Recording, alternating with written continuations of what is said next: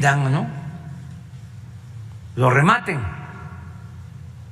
Hace unos días estaba yo recordando, o creo que aquí lo dije, de que cuando lo del FOBAPROA, después lo que le quedó al gobierno, vendían departamentos a familiares de políticos en 3,000 pesos. Departamentos en 3,000 pesos.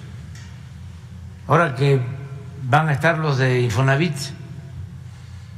ojalá ellos traigan toda esa información, porque hay que estar recordando, pues, de cómo saqueaban, de cómo robaban, para que no se vuelvan a repetir esas cosas. Entonces, ese terreno, por ejemplo, va a ser área natural protegida.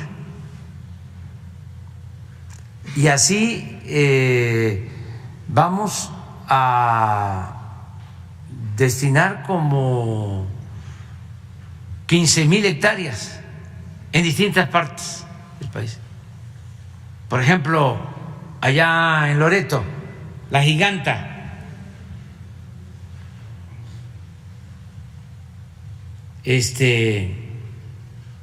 área natural protegida. Pues como unos 20, 30, si no es que más.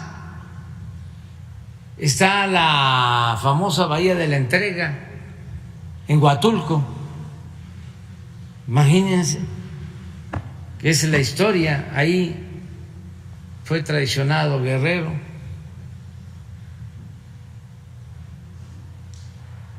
Y detenido y llevado después a Oaxaca y fusilado, asesinado.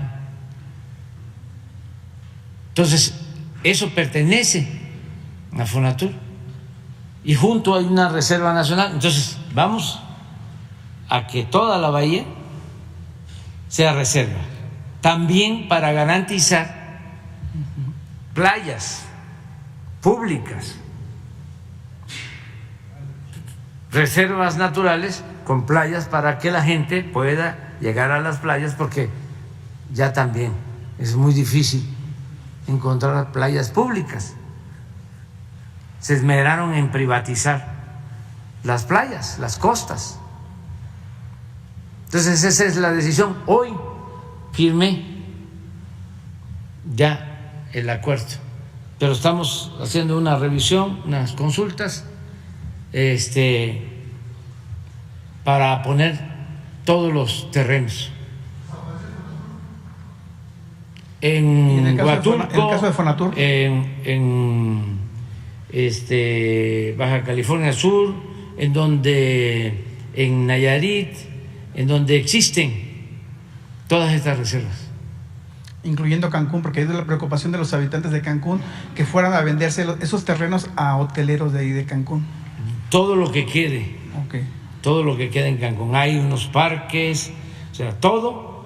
El propósito es dejarlo protegido como reserva natural. ¿Y la situación de Fonatur, de cómo quedaría? Es que quedan muchos otros bienes, por ejemplo, quedan fraccionamientos, y hay construcciones, y vamos a ir viendo poco a poco. Tiene campos de golf, sí, y campos de golf donde nos cuesta más el mantenimiento que tiene que hacer Fonatur que lo que se recibe por la renta a particulares de los campos de golf. Entonces, orden.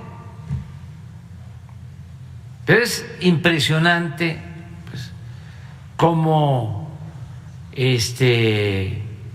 fueron carcomiendo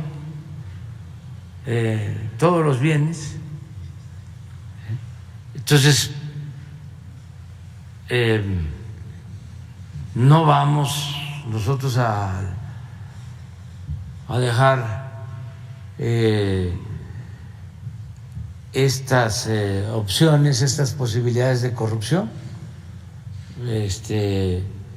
Reserva natural es nacionalizar, devolver al pueblo lo que es del pueblo, lo que es de la nación. Eso es lo que vamos a llevar a cabo. Señor presidente, pensando que ahora que estuvo en Querétaro con el gobernador Mauricio Curi en los festejos del 5 de febrero, que por cierto el discurso, no se habló nada del discurso de Krill, que pues era más tendencioso y mentiroso y no, casi ningún medio hizo hincapié en su discurso, y más sin embargo se hacían hincapié en el discurso de Santiago Krill y de la ministra, ¿no? Nomás para ver si nos puede comentar algo al respecto, y dándole seguimiento al tema de la autopista México-Querétaro. Como aquí tenemos al comandante de la Guardia Nacional.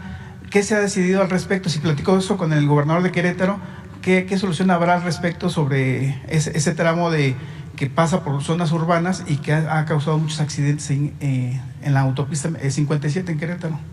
Sí, hablamos de eso, y no descartamos la posibilidad de la construcción del tren. Estamos revisando el proyecto. ¿Se acuerdan ustedes que una empresa china con una empresa mexicana iban a construir ese tren? Hay toda una anécdota sobre eso. ¿Quieren que se las platique? Sí. ¿O vamos a perder tiempo? No, adelante. Es que había un empresario muy cercano al gobierno, un señor Hinojosa, y ese con otros empresarios se unieron a una empresa china y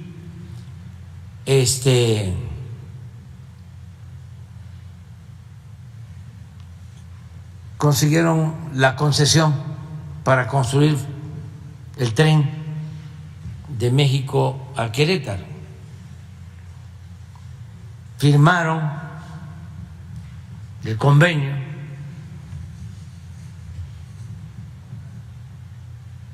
y según el embajador chino de entonces, una muy buena persona que había estado en América Latina, estuvo en México no mucho tiempo, ya estando yo en la presidencia, se fue a formar parte del gobierno central de China.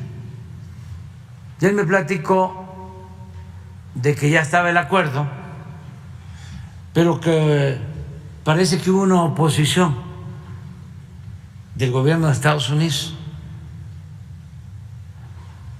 Y entonces, ante eso,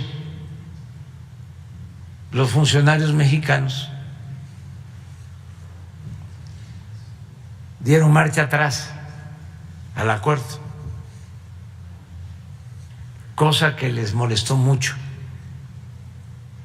a los del gobierno chino. Al final, pues no se hizo nada, se canceló el proyecto. Entonces, ahora nosotros queremos ver si terminaron el proyecto ejecutivo, si se avanzó en la compra del derecho de vía. Le he estado pidiendo a Jorge Nuño de Comunicaciones que busque el expediente, porque si existe el proyecto ejecutivo y si ya se compró el derecho de vía,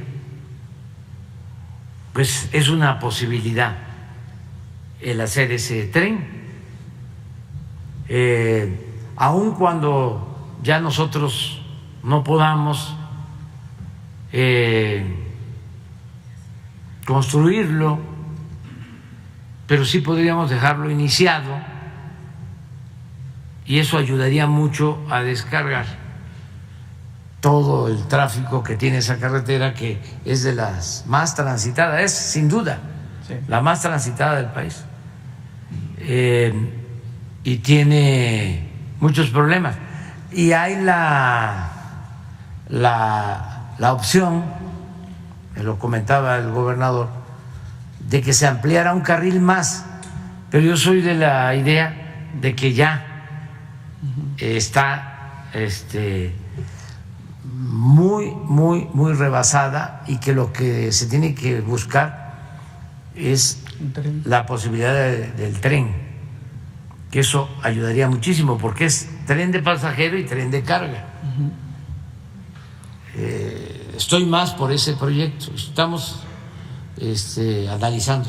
Ese proyecto ejecutivo que usted menciona, presidente, se inició allá en Querétaro por un exgobernador de Querétaro, Loyola. Él cuando terminó de gobernador se fue a las instalaciones del Instituto Mexicano del Transporte ahí en Querétaro. Ahí le dieron unas oficinas para que él iniciara ese proyecto ejecutivo del tren. Ahí por ahí podría empezar. Sí, vamos a buscar los antecedentes. Miren, cuando yo comencé a construir, o siendo jefe de gobierno, los segundos pisos, fue muy interesante porque ya se hablaba de eso. Gutiérrez Vivó, que es un gran periodista, ojalá y esté bien de salud, que padeció de la represión del conservadurismo, porque lo reprimieron y se tuvo que ir al exilio. Le tuvieron que dar una visa especial como asilado en Estados Unidos, y allá vive en una situación muy difícil, precaria, pero es una víctima de la represión de los gobiernos conservadores. Él tenía un programa en la mañana en la ciudad muy importante, era el más escuchado en la ciudad. Y hablaba de que estaba saturado el periférico y empezó a hablar del segundo piso y demás. Entonces llegó a la jefatura de gobierno y invité a la comunidad judía a una cena aquí en el antiguo ayuntamiento. Está la sede del gobierno de la ciudad. Al final Isaac Saba y a otros miembros. Ya estaba el ingeniero Serur, también ya falleció. Entonces estamos en la mesa y me dice el ingeniero Serur: nosotros tenemos el proyecto de construcción del segundo piso del periférico. Me interesó muchísimo. O hicimos el proyecto, ¿no? Y le digo: ¿tiene por ahí el expediente? Sí, ya me contó de que Emilio Azcárraga, papá, también finado,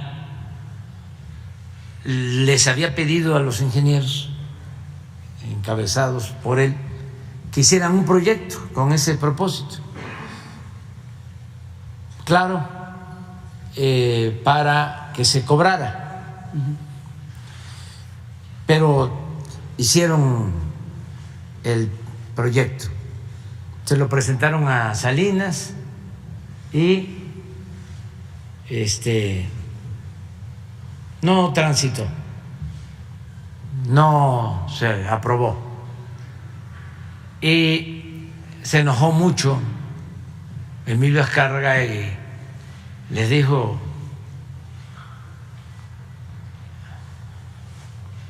ya, guarden eso por ahí.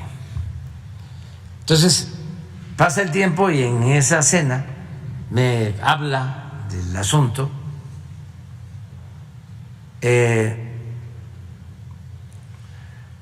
Y le digo: vamos a buscar los papeles. Ya se metió él a buscarlos y aparecieron los papeles. Y ahí formamos un grupo. Y de ahí salió lo de los segundos pisos. El ingeniero Cerur, que en paz descanse, y como estructurista el ingeniero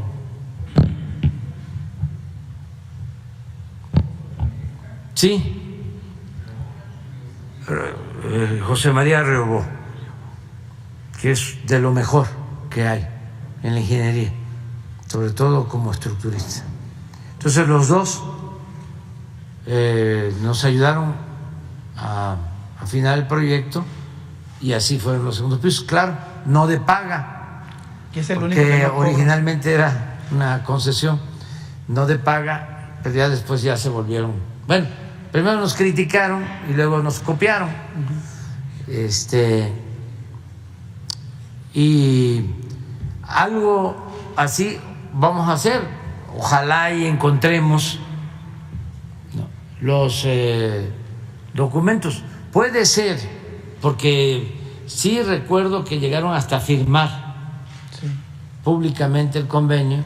Por eso se molestaron mucho en China, porque se les dijo que sí, se firmó el convenio y creo que a los 15 días,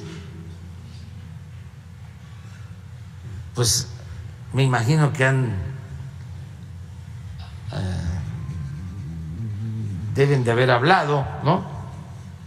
Sí, que no les gustaba el proyecto y entonces se echaron para atrás. Entonces les molestó mucho a los del gobierno de China en ese entonces. Entonces vamos a ver si podemos hacer algo con el tren a Querétaro. Ok, muchas gracias. Nada más dándole seguimiento a algunas denuncias que le he realizado. ¿Se acuerda que comentó que Lázaro Cárdenas iba a darle seguimiento al tema de la venta de citas en la Embajada de México en Cuba? Ojalá que hubiera, no sé si hay algo al respecto. Los va a recibir Lázaro. Sí, porque sí, es un tema. Sí. Ok, perfecto. Hay otros temas que ya voy a tratar ya con Jesús directamente mejor para ya no quitarles más el tiempo. Sí. Muchas gracias. Y muy amable el gobernador de Querétaro. O sea, independientemente de las diferencias partidistas, muy respetuoso y una buena persona. Igual el de Guanajuato. Fui a Guanajuato. ¿Va a tener una reunión de seguridad con Guanajuato? También había comentado algo al respecto. Sí, vamos a regresar, sí. Pero Sinué. Diego Sinué. Sí, son muy respetuosos. O sea, aun cuando podamos tener diferencias partidistas, pero los dos, o sea, aprovecho para decir. Y el de San Luis, que es del Partido Verde, pues sí tiene más también cercanía con nosotros y muy bien, y además hizo buen trabajo promoviendo lo de la llegada de esta automotriz para los carros eléctricos de BMW. Sí, la BMW que es una inversión muy importante, la primera fábrica de autos eléctricos en América.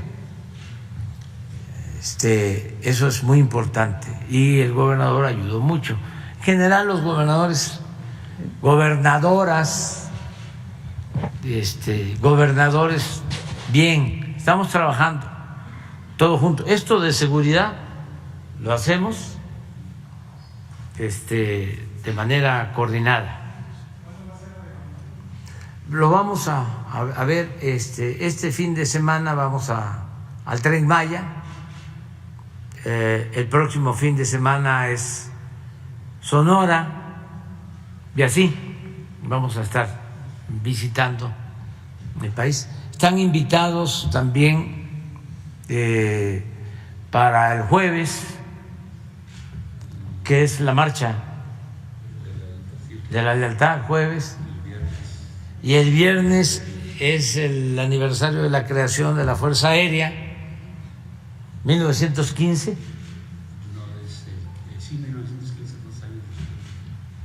1915. Y luego el 19, el Día del Ejército, ese sí es 1913. Y el día 23 de febrero es el asesinato del presidente Madero, que también es la fecha en que van a estar aquí los compañeros que vamos a invitar. La mañanera del viernes la vamos a llevar a cabo en Jalisco, en Zapopan, porque es el día de la Fuerza Aérea y se va a llevar a cabo un evento, un homenaje, una celebración. Ojalá nos van a recibir, nos piden un camino, tiene una fecha para sacar las cosechas y la verdad ya no pueden sacar su cosecha. Ojalá aquí tenemos Sí, ahorita lo vemos. Adelante. ¿Mande? Gracias. Ya está, miren, es que claro, qué bien que preguntas, porque muchas gracias. El 28 de febrero a las 11 de la mañana estará aterrizando un avión de cargo jet. Esta aeronave es arrendada o le da servicios subrogados a DHL con carga internacional procedente de la ciudad de Cincinnati, Estados Unidos. Es que DHL ya aceptó, me acaban de informar. Bueno, ratificaron pues de que ellos van a manejar toda su carga, todos sus envíos en el aeropuerto Felipe Ángeles. Presidente, muy buenos días. Integrantes del gabinete, Adriana Estela Flores del Instituto Mexicano de la Radio Pública. Le quiero preguntar acerca de estas graves acusaciones que hizo el exsecretario de Finanzas del gobierno de Coahuila respecto a estos presuntos sobornos que se dieron en esta administración cuando él era funcionario. Y la forma, el vínculo que existía entre el exgobernador de Coahuila, Humberto Moreira, y el exsecretario de Seguridad Pública, Genaro García Luna. Yo le quisiera preguntar, presidente, acerca de cómo considera la gravedad de estas acusaciones. Ya hubo una réplica también por parte de Moreira donde califica este relato como disparatado, dijo que el exsecretario solo busca pues reducir o tener beneficios en cuanto a su sentencia. Y yo le quisiera preguntar, presidente, la gravedad de esto, pero también si existe o se iniciará una investigación desde su gobierno respecto a estos vínculos entre García Luna y Moreira. Vamos a esperarnos, porque todavía esto no termina, hay que esperarnos, y en efecto, no hacer juicios anticipados. Vamos a ver qué resuelven los jueces, el jurado en Estados Unidos, porque pues van a venir más testimonios, y como que tenemos también que actuar con mucha responsabilidad para, sin ocultar nada, tener elementos sólidos, creíbles, y no hacer conjeturas. O sea, entonces vamos a esperarnos, porque no olvidemos que todavía ¿sí? es un juicio, o sea, hay que esperar más sobre esto.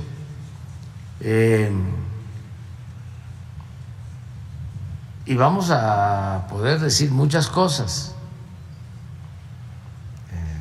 Por ejemplo,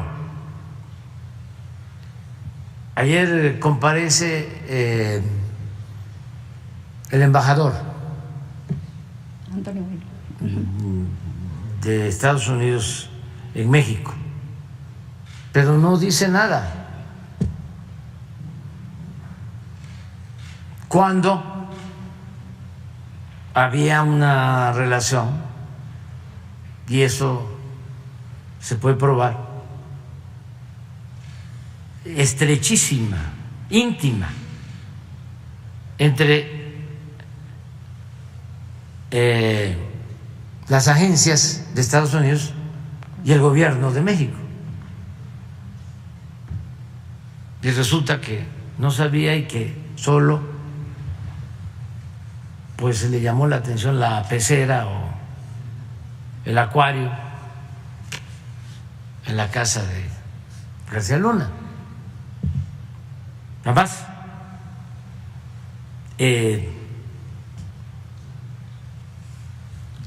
Para los que no tienen todos los elementos,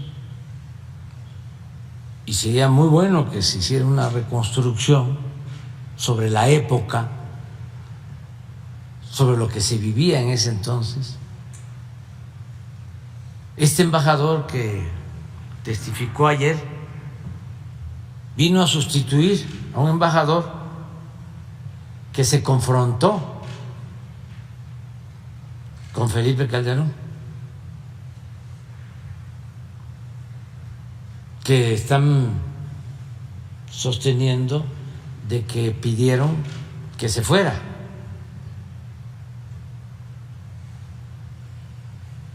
De apellido Pascual, que incluso está en los cables de Wikileaks de entonces, y se atrevía a hacer juicios este embajador sobre lo que estaba pasando en México, sobre el comportamiento de las instituciones de seguridad. Entonces, por eso ayer que estamos hablando de que este embajador fue representante de Estados Unidos en México, ingresó en 1910, perdón, 2010, que fue el año de más violencia, de más enfrentamientos y asesinatos, cuando se elevó como nunca el índice de letalidad. Entonces, ¿cómo que no se enteró de nada? Que nada más convivió con García Luna. Pero todavía hay que esperar. A lo mejor también está contemplado como testigo el anterior embajador, Pascual, que a ese le tocó, y él fue muy activo cuando el enfrentamiento en donde perdió la vida o fue asesinado en el combate Beltrán Leiva. Como a la semana de eso, a uno de los marinos que había participado, ¿sí?, allá en mi tierra, en Paraíso, fueron un comando y asesinó a toda su familia. Entonces, y hay esos cables. Y este señor, pues sí, supo muchísimas cosas. Pero a lo mejor sí lo tienen contemplado, o sea, y hay que esperarnos. Pero no, mientras, sí. No adelantar nada. Pero sí se contemplan abrir investigaciones con base en lo que está siendo declarado en este juicio allá en Estados Unidos, concretamente en caso de Moreira. Vamos a revisarlo. No queremos nosotros tomar decisiones sin la reflexión, sin el análisis, ¿sí? Y además buscando siempre contar con pruebas, con elementos, para no fabricar delitos a nadie. Presidente, y si me permiten otro tema, fue publicado por parte de Transparencia Mexicana en conjunto con Transparencia Internacional el indicador de corrupción, y señalaba que México está en el lugar 31 en los últimos 3 años. Por tercera ocasión México se mantiene en este mismo lugar, y pues de acuerdo con el análisis que hace esta organización, pues México está estancado en materia de corrupción, aunque señalaban que sí se dieron avances en 2019 y 2020. Señalaban que hacen falta como sentencias firmes y una labor, o no ven el compromiso por parte de la Fiscalía General de la República en tener resoluciones firmes en casos emblemáticos de corrupción como agronitrogenados, como Segalmex, como Odebrecht, y también advertían acerca de la posibilidad o el riesgo de que los mecanismos anticorrupción puedan ser utilizados con fines electorales rumbo a los próximos procesos que se van a vivir en Coahuila, el Estado de México, y evidentemente el 2024. Yo le quiero preguntar, presidente, pues cómo ve este análisis, si para usted también usted coincide en que hacen o ha faltado acciones en materia de corrupción en los últimos 3 años, y también, presidente, cómo se va a garantizar que no se utilicen los mecanismos o las herramientas anticorrupción precisamente para atacar o en contra de adversarios políticos. Yo no le tengo confianza a esa institución, porque fueron de las que se callaron o calificaron muy bien a los gobiernos neoliberales. Esos institutos de supuestamente anticorrupción, ni los internacionales ni los nacionales.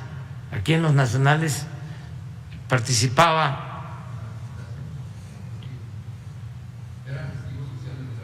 sí, pero estaba Federico Reyes Heroles, la Casal, ¿cómo? Señora María Amparo Casal, es como Claudio. Yo les llamaba, ¿cómo se llamaba su organización antes? Mexicanos contra la corrupción. Yo les llamaba mexicanos, ¿sí?, en favor de la corrupción, porque esos son, pues, no tienen autoridad moral. Entonces, no considero que tengan ellos, pues,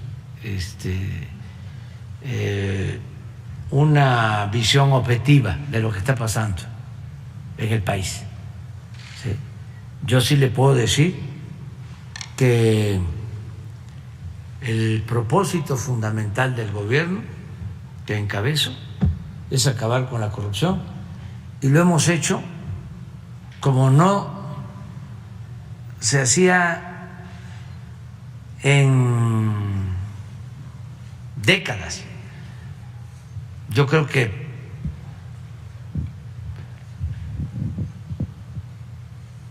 de los gobiernos honestos del periodo posrevolucionario,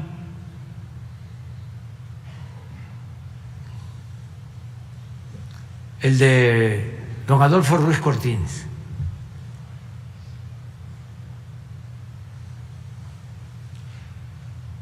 el general Cárdenas,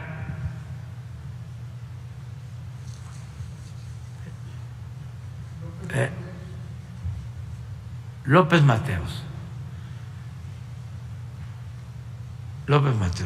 Mateos, Ruiz Cortines, el general Cárdenas. En el siglo XIX, sin duda, tanto Sebastián Lerdo de Tejada murió pobre en el exilio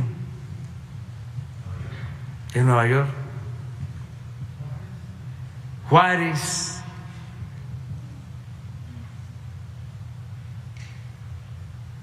y ya, bueno, Guadalupe Victoria, Vicente Guerrero, que tenían principios, pero la mayoría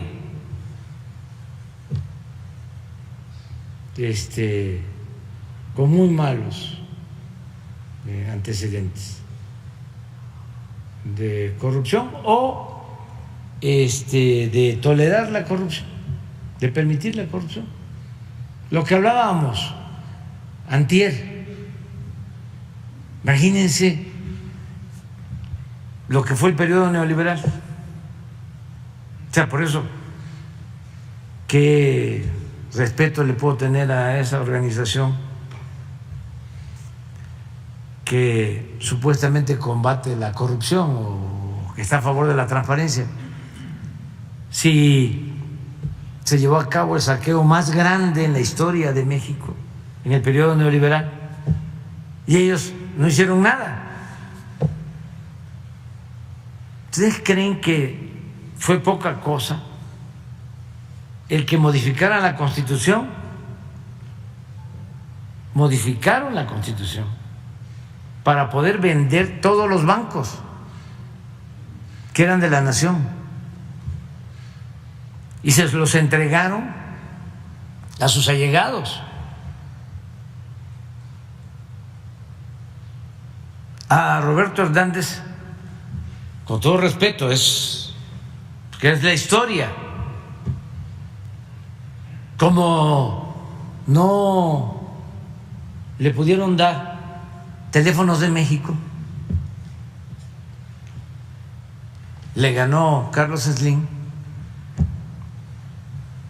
Entonces hasta se quedó molesto, pues se le dieron Banamex. Y al que participa en la subasta de Banamex y queda en segundo lugar, le dan Bancomer. Y al que participa en Bancomer y queda en segundo lugar, le dan el Banco Internacional. Revisen cómo entregaron los bancos y se van a encontrar con eso, que siempre el segundo lugar quedaba en primero en la siguiente subasta. O sea, una desfachatez. Pero por eso digo que no es la legalidad, es la justicia, porque todo esto era legal. La reforma a la Constitución, legal, todo legalizado. Pero sí, ¿pero qué están legalizando? El saqueo, legalizar la corrupción. Y la ley es la ley.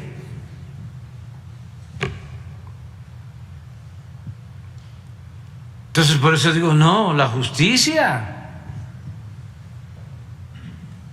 Entonces fueron entregando así todos los bienes, pues, de la nación a particulares. Entonces eso es lo que yo puedo comentarte. ¿No hacen falta investigaciones más robustas, presidente, por parte de la Fiscalía General de la República para que tengan sentencias firmes en casos emblemáticos de corrupción? Lo que hace falta es no permitir la corrupción, o sea, seguir con lo que nos propusimos desde el principio: cero corrupción, cero impunidad. A ver, miren, esto ya no es blanco.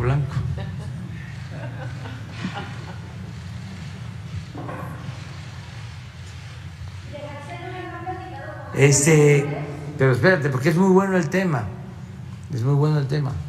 No falta nada. Y la corrupción se tiene que limpiar de arriba para abajo. Si el presidente es corrupto, los secretarios van a ser corruptos, los directores, y de ahí para abajo. O si el presidente permite la corrupción, imagínense, si se tolera arriba, nada más, ¿cuánto se condonaba de impuestos a los de arriba? Pues eso es corrupción. Pero me puede decir un jurisconsulto: no, estaba permitido. Y sí, es una facultad que tenía el presidente para condonar los impuestos. Pero eso es un acto de corrupción. ¿Cómo le vas a condonar los impuestos a los banqueros, a las grandes corporaciones empresariales, y le vas a estar cobrando impuestos a todos los mexicanos, a todos los consumidores? Porque todos pagamos impuestos. Hasta la gente más humilde, la gente más pobre, cuando compra una mercancía, ahí va incluido un impuesto. Nada más que los conservadores dicen: nosotros somos los que pagamos impuestos. No, pagan impuestos todos los mexicanos,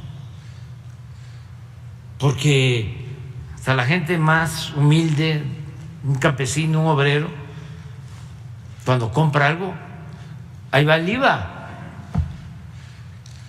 incluido. Es un impuesto al consumo, que es el que aumentaron durante el periodo neoliberal.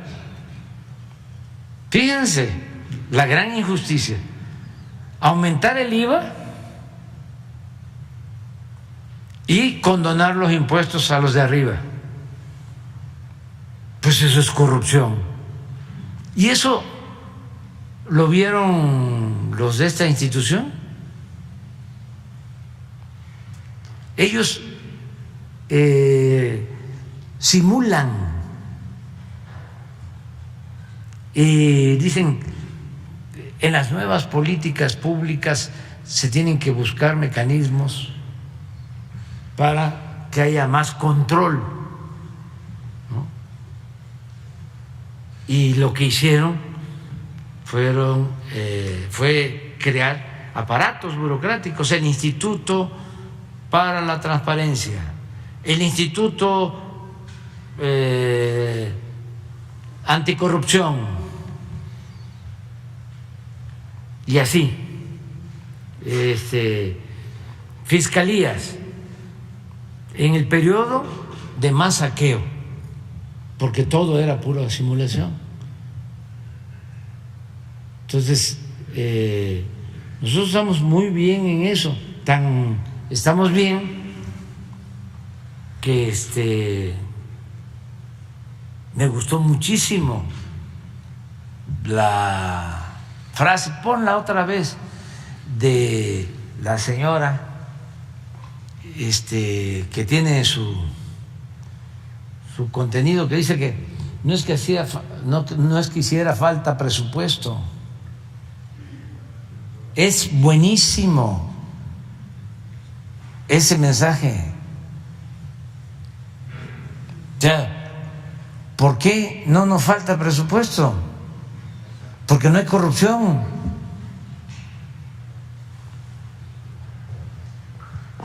Todos los programas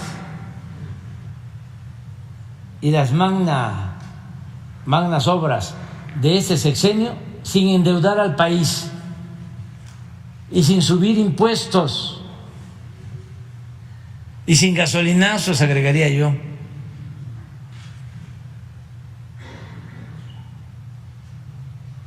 Sin aumentar el precio de la luz, del gas, del diésel.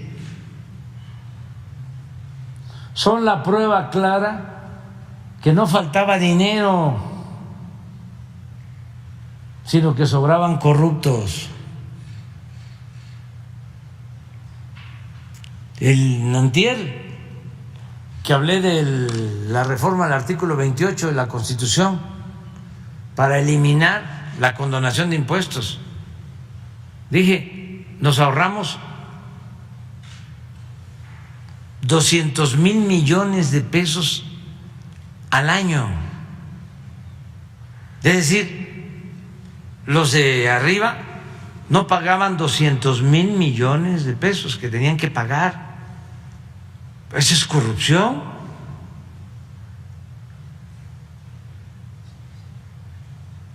Entonces, y se va entendiendo cada vez más, ya todos pagan,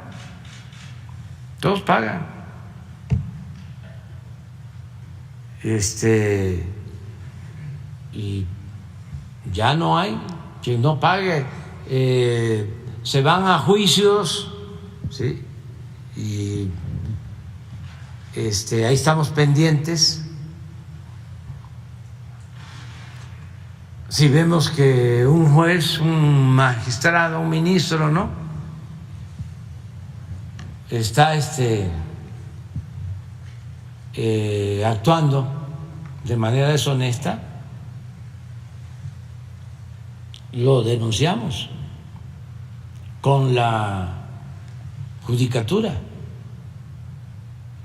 Se cuida el dinero del pueblo.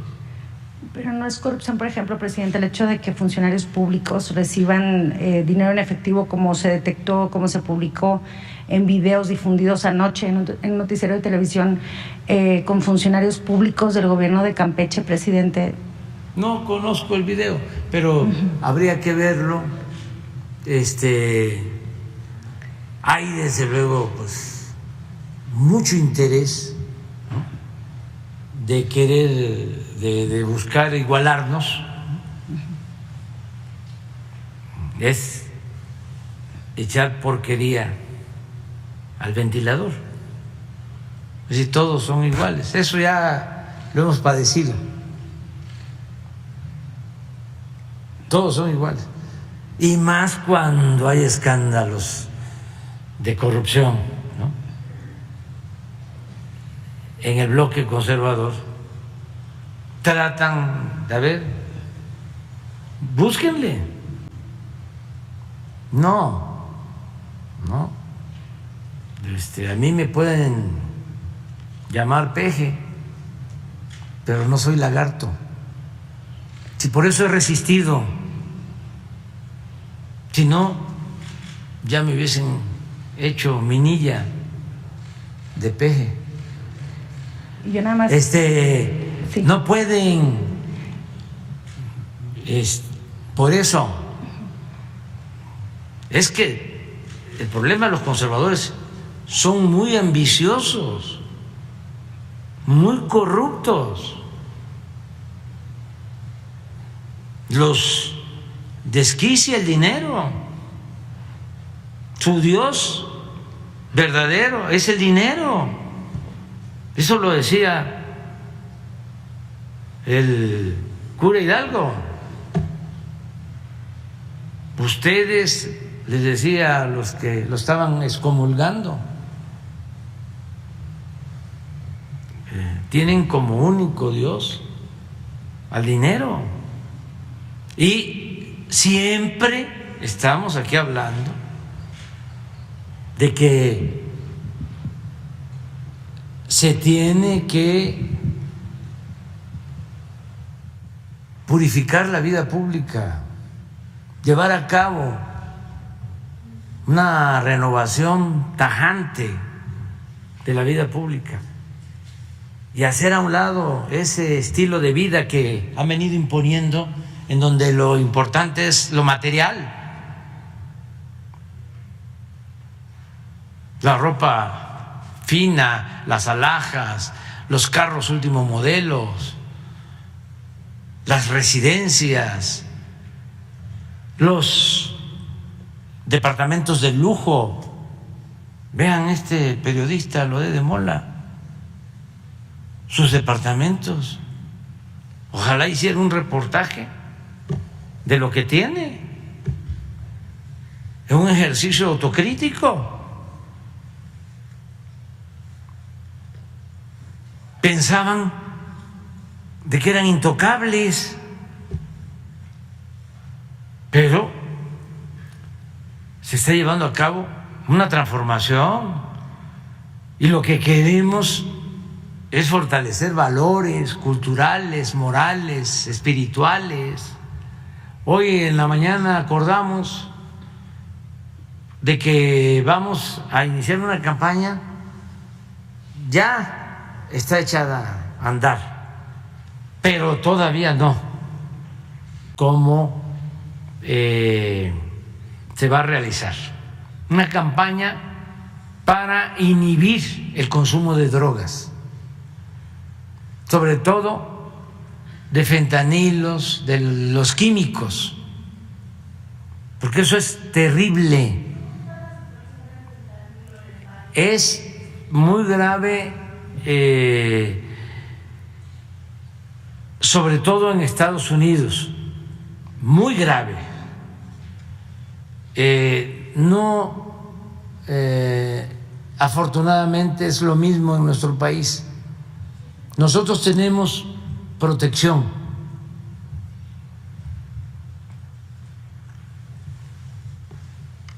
Con todo respeto, a nosotros nos protege mucho nuestras culturas, nos protegen nuestras culturas, nuestras tradiciones, o sea, la forma como actuamos familiarmente.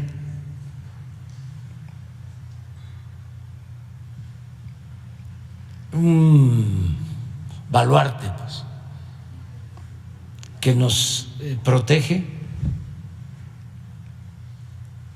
es la familia. Ahora en todas sus manifestaciones, pero eso es importantísimo, los valores.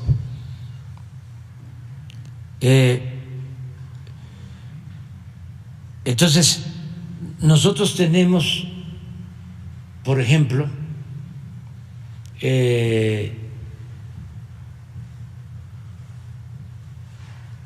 pérdidas de vidas humanas lamentables por enfrentamientos, por violencia, pero sí, no tenemos, sí, la misma proporción de violencia que se da en otros países en cuanto a consumo. O sea, los que pierden la vida por sobredosis,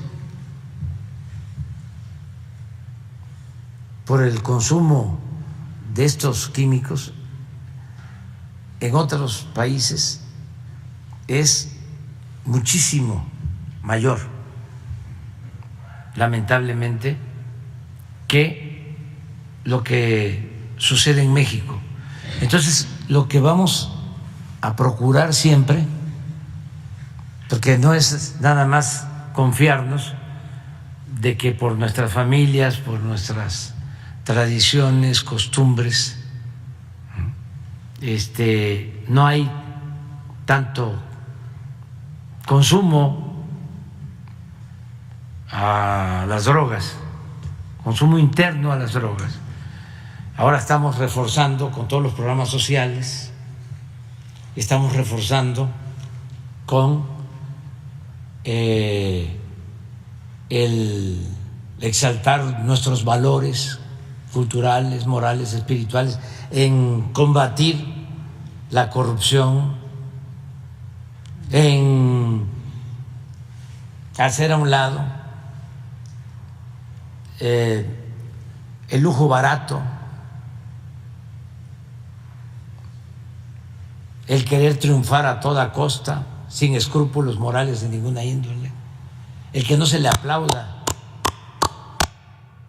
al que de repente ya tiene residencias, ya se volvió potentado.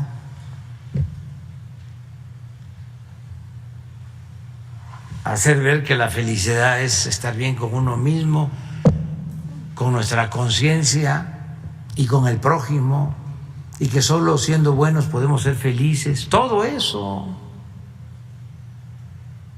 La cartilla moral de Alfonso Reyes, todo eso. Y que los jóvenes tengan opciones, tengan alternativas, que no solo se les diga ninis, que eso no se les trate de manera despectiva, atenderlos mucho. Y también en la familia que se dedique más tiempo a los jóvenes. Todos sabemos de que ahora para lograr el ingreso en la familia hay que trabajar, hombres, mujeres, ¿no? Pero no abandonar a los hijos. Y medios de comunicación. Así como toma Coca-Cola y come Sabritas, y así con esa intensidad es cuídate, ¿sí?, del consumo de droga. No les va a gustar a muchos, pero no somos monedita de oro. Pero vamos a estar diciendo, las pastillas, el fentanilo, todos estos químicos, los hacen en estos laboratorios, cocinas, y usan ácido muriático para hacerlo. Y en 6 meses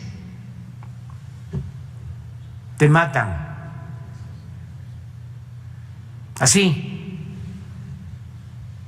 Y ahora que sacamos unos mensajes, ¿por qué no pones el mensaje? Eso donde van como zombies, que hasta se ofendieron en Estados Unidos, que nos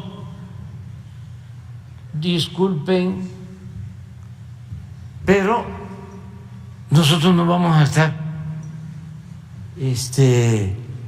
copiando eso, y no hay información suficiente.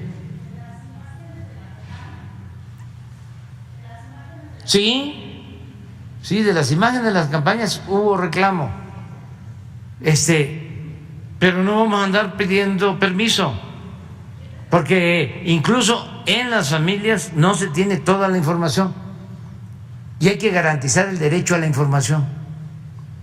Hablábamos de los vapeadores, cómo engañaron, 4 o 5 sustancias inofensivas y hacemos el análisis, 35 sustancias y cancerígenas, peores que el tabaco. ¿Quiénes se quejaron de esta campaña de los videos que ustedes habían mostrado sobre el fentanilo, presidente? Jesús puede expresarlo después. ¿Quiénes fueron los reclamos? Ahora lo platican, ahora. Sí, Pues sí. se platica. Pero ponla. Sí, ¿quiénes es? Ponla. Pues esto.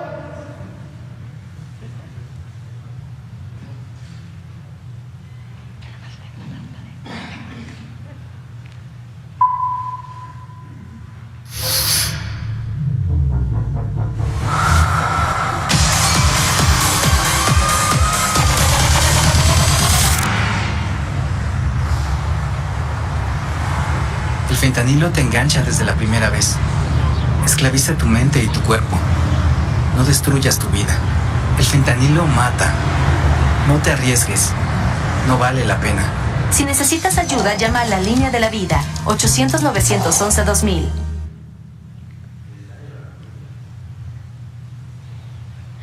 Entonces, informar. ¿Tienen más?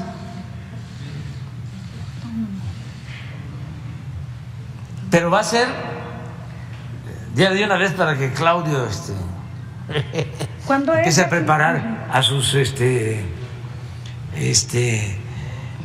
especialistas a sueldo. Sí, pero falta. Es que vamos a tener que destinar recursos.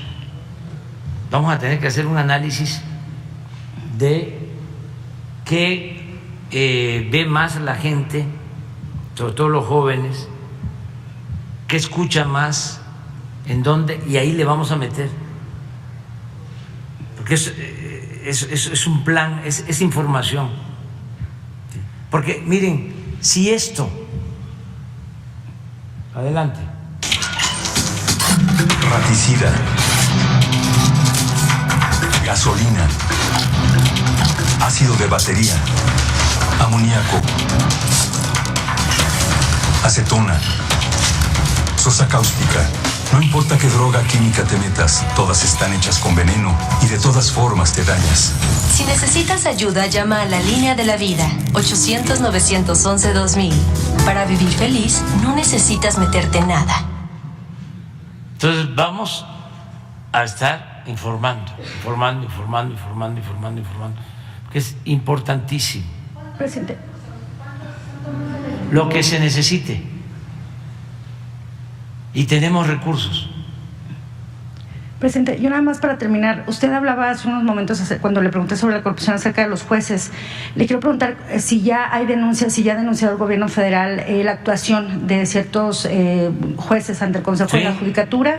¿Cuántas llevan hasta el momento, sobre todo considerando lo que dijo en su reporte de seguridad del secretario de Marina sobre estos jueces que han utilizado legislaciones en el mar o en casos marítimos utilizando otro tipo de legislación que no aplica? Si me puede comentar, presidente, ¿cuántos jueces han sido denunciados ante el Consejo de la Judicatura? Y aprovechando que está aquí la secretaria Rosa Isela, ¿cómo ve usted, presidenta, las acusaciones que hizo un exsecretario del Instituto de la Defensoría Pública Federal, Salvador Leiva, quien renunció la semana pasada a su cargo, argumentando que ya no había condiciones para la defensa de ciertos implicados, un grupo de personas acusadas de estar involucradas en el secuestro y asesinato de Gualberto Wallace? Él también denunciaba que él y otros 3 funcionarios fueron víctimas de espionaje con el malware Pegasus. Entonces, yo quisiera saber, presidente, si el Ejecutivo piensa intervenir de alguna manera para, considerando esta vulnerabilidad que él señalaba. Y él también acusaba de un vínculo de que el cuñado de Wallace trabaja como secretario de cuenta en la oficina de la ministra Norma Lucía Piña. Él señalaba que, pues él consideraba que esta situación podría vulnerar la defensa de estos involucrados en el caso Wallace. Entonces quisiera saber si va a haber alguna intervención del Ejecutivo, presidente, y también qué se va a hacer con esta denuncia que hizo sobre las investigaciones de Pegasus en su contra. Gracias. Bueno, hay denuncias ya presentadas. Rosa Isela les puede explicar. Lo otro, no nos queremos meter por lo pronto, ¿no? Porque si lo tienen ustedes como un tema de los incluidos en las libertades anticipadas o amnistía. Sí. Muchas gracias, presidente.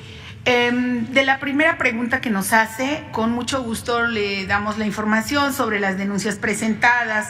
Aquí lo hemos señalado, pero quizá podamos hacerle un resumen especial, si nos permite, presidente, y dárselo a la brevedad. La otra pregunta sobre el caso, pues es lo que tiene que ver con algunas denuncias de la señora que tiene denunciadas a personas y aún permanecen recluidas, digamos, en los penales. Lo que yo le puedo decir en general es que sí es de los casos que se llevan y que están considerados para preliberaciones. No han sido casos fáciles y tenemos argumentos aún de los jueces y del Ministerio Público en donde efectivamente, como no ha sucedido en los demás casos, aquí sí tenemos pues como una acción de que no hemos podido avanzar. Yo siempre tengo la obligación de decir la verdad, y en los casos de la señora Wallace, efectivamente, de las víctimas que se quejan, no tenemos una respuesta positiva de los jueces, pero vamos a seguir trabajando alrededor de las denuncias que se han presentado en las mesas de preliberaciones, pero no hay una preliberación, una libertad anticipada de esos casos que se pueda hablar de que va a suceder de manera pronta y expedita. Lo quiero decir. Yo no tengo una prueba sobre la última pregunta, no sé, presidente, sobre el caso de la persona que está denunciando, el señor Leiva, no la conozco aún. No estamos aún en esa investigación, pero pues la podríamos revisar. Bueno, nos vamos, nos pasamos, nos van a regañar, quedaste tú, los dos quedaron. Ya, para mañana, nada más dos.